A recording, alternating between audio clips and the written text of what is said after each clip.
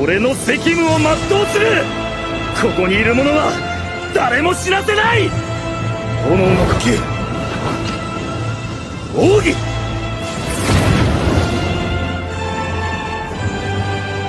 心を燃やせ。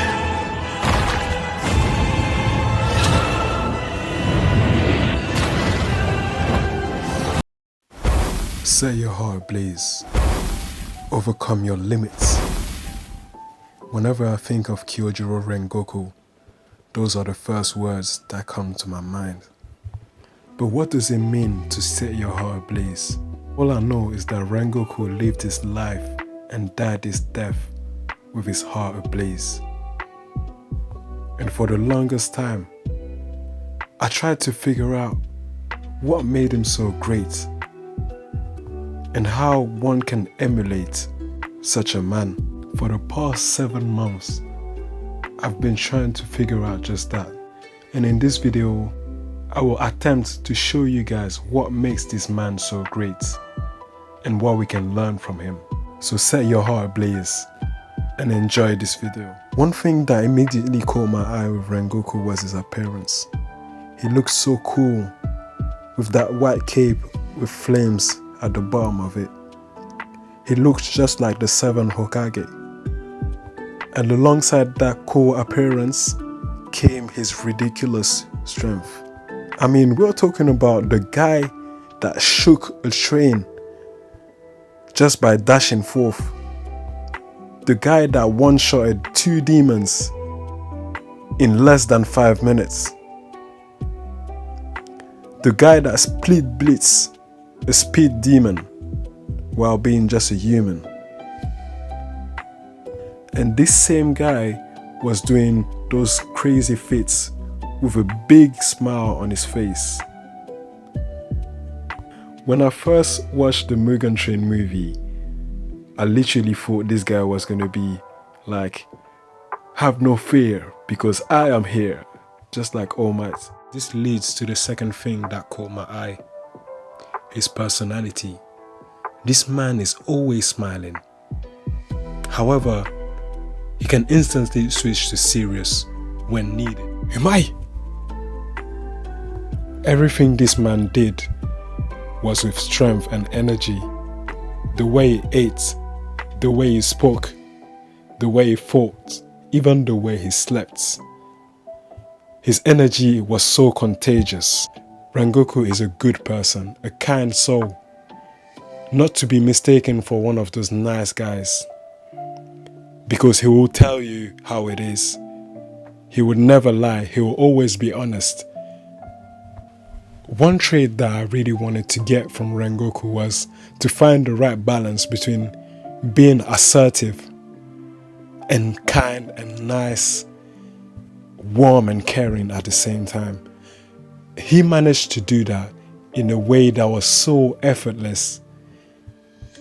He was both a general and a big brother to Tanjiro, Inosuke and Zenitsu, as well as all of his subordinates. And they all loved him. To me, the most beautiful thing about Rengoku is how he never let hatred get to his heart.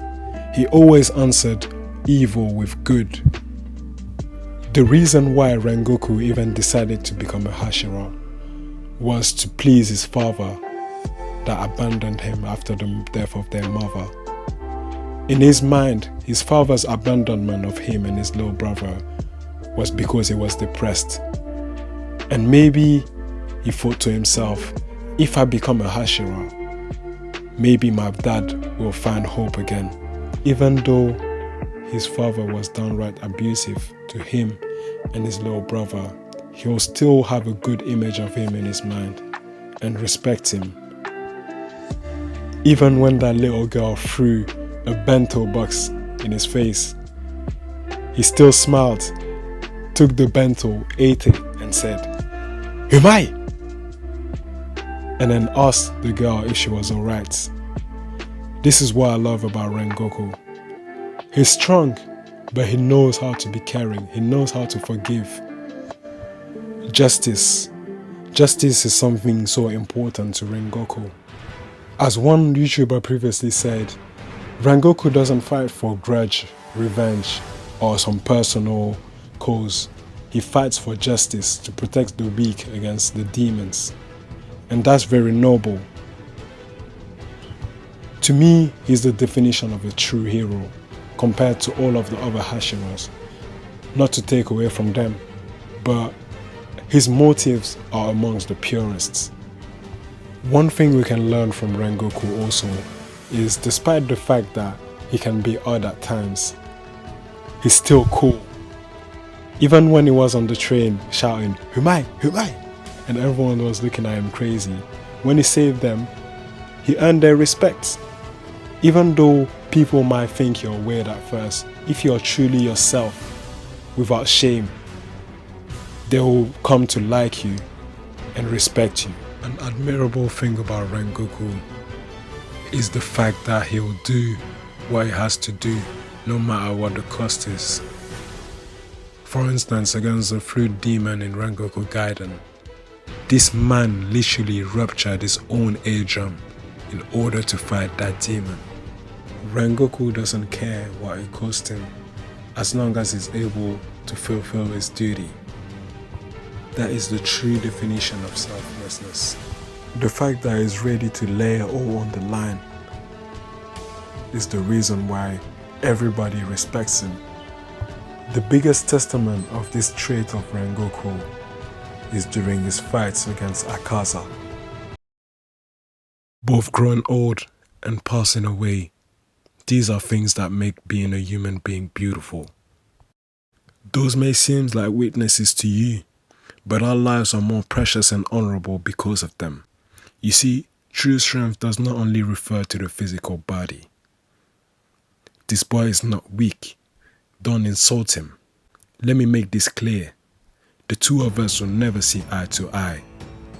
No matter what twisted reason you give, I will not yield.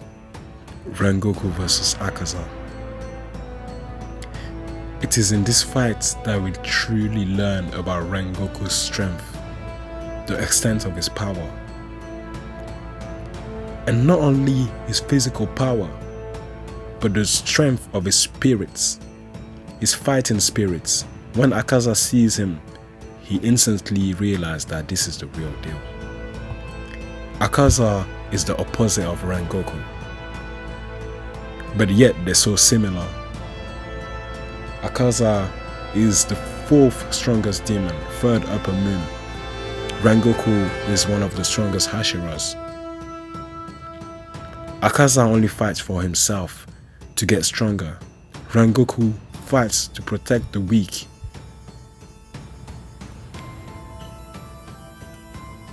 And for a while, they were evenly matched.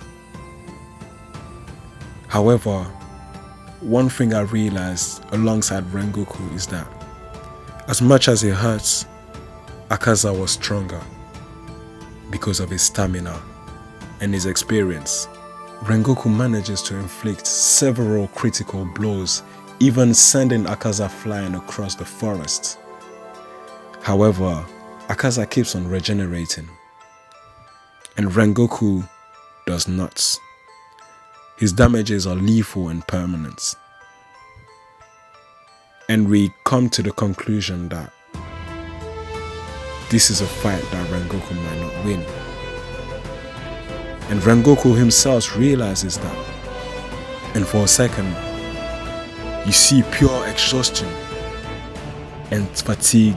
I feel like there was a point where Rengoku was terrified. But then he had to pick himself back up. He has to be the example for the next generation. He has to be strong to protect them. That's his mission. He needs to protect the people of the train and Tanjiro, Inosuke and Zenitsu so that they can become strong and lead the next generation. So one more time, he sets his heart ablaze and charges for a final attack. His most powerful slash, ninth form, Rengoku, or Purgatory. Rengoku dashes forth, slashes Akaza in a tornado of flames. However, when the wind, the smoke and the flames clear, Akaza is all slashed up, but he's got his fist through Rengoku's solar plexus. And it's at that time that we knew. Rengoku knew, Tanjiro knew, Inosuke knew, and Akaza knew, and he begged Rengoku to once again become a demon. But this is Rengoku we are talking about. He will never give up on his mission, on his purpose. When everyone thought Rengoku was done for, he uses his wound against Akaza by trapping Akaza's arm in his abdomen and slashing his neck. However, Akaza's neck is thick, so it takes time. Akaza tries to strike Rengoku, but Rengoku manhandles him. This is one of the things that I admire the most about Rengoku, his ability to overcome his limits. His willpower is insane. Sometimes I ask myself, is this guy even human? And this teaches us that no matter how bad the situation gets, as long as you're breathing, you can still go. You can still do something. You can turn a bad situation into an adventurous situation. What Rengoku was trying to do was to trap Akaza by holding him against his will and waiting for either the sun to rise or just slice his neck. However, Akaza got away. He escaped. He ran away. It could be said that Rengoku lost this fight. He did not win the physical battle, but Akaza did not win clearly either, as he ran away. However, Rengoku won the battle of the conviction.